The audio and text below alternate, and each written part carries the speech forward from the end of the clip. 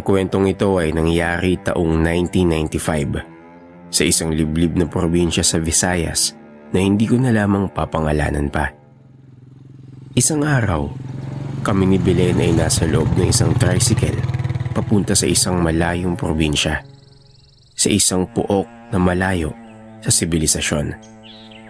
May maliit na lupain kaming nabili doon sa murang halaga at dito namin pangarap na magtayo ng aming bagong bahay. Inireto ito sa akin ng aking kaibigan na dating kasamahan ko sa trabaho noong nasa Maynila pa ako. Kaya nang ikasal kami ni Belen ay agad ko itong binili upang doon bumuo ng sariling pamilya. Habang nasa biyahe,